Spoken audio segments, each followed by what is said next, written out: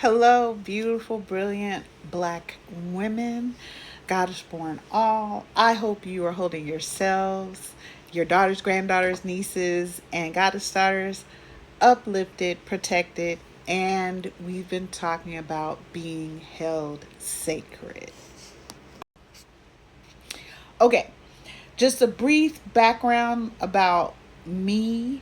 I grew up on the Outer Banks in North Carolina.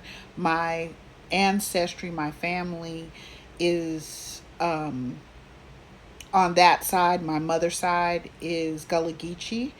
And I was raised primarily by my grandmother from about 2 weeks old until I was almost 8 years old. And then I would come back during the summer times and whatever. And I was extraordinarily close to my grandparents. And I heard all the stories. Like, I heard all the stories. But the thing about being Gullah Geechee, too, is a part of our culture is what other people like to call superstitions, right? But they're actually oral acculturations from West Africa and throughout the Caribbean. And that's why Gullah Geechee sounds so much like, let's say, the Caribbean, you know, the British sides of it, like Jamaica or whatever.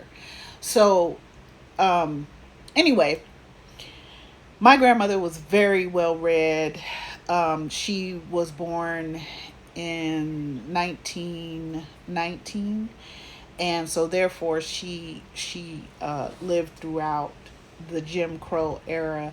Her mother and my grandfather's mother both were unique as black women in the minds of other people, I think, in that they owned land on their own accord because they worked the fields.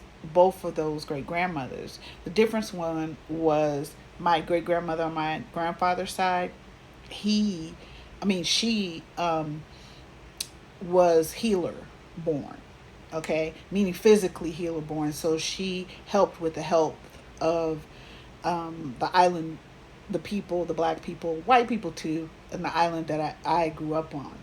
And then my other great grandmother, my grandmother's mother, she made sure that through all of her working in the field, all of those years, that she put her children, my grandmother's brother and sisters, through college, with the exception of my grandmother, which they expected her to go to college, and she didn't. She had uh, 8 girls, no boys, you know. So there was just a very strong upbringing that I had, that while my grandmother was Christian, she also was an Eastern Star. And if you don't know what that is as a black woman, I suggest you go look it up. Um, and it is actually, without giving it all away, it is actually about goddess worship, which is what I do, right? So it not worship. Worship, I use that word because it's a Christian patriarchal thing that other people will understand, but it's about being in relationship to goddesses, and thus we are goddess born. That's why you hear me say that. Okay, so those are deeper mysteries. Those are things that people have to come to for themselves. And like you guys know, I have a master's degree in theology, not because I'm a Christian, but let's talk about it. I stylize myself as a heretical heathen. Okay, and so therefore I don't get caught up in patriarchal and whatever societal nonsense or whatever, because to me none of that shit applies to me. I don't follow those rules. I don't deal with those rules like other people do or tend to. So there's that. But my aunts, my cousins, people like that, they actually, a lot of my cousins and certainly a couple of my aunts, even back then, were ministers, even though they couldn't even be in the pulpit because they were women and that other bullshit that they do with Christianity or what the fuck ever. So, while I understand and I grew up in the church, yeah, I am not gonna get with something that um, that clearly is ridiculous to me. And I'm gonna show you guys. Like, you can't convince me to get with a religion that denigrates women, especially black women and black girls. Yeah, I'm not gonna be doing that. Mm-mm. But I do understand that we do.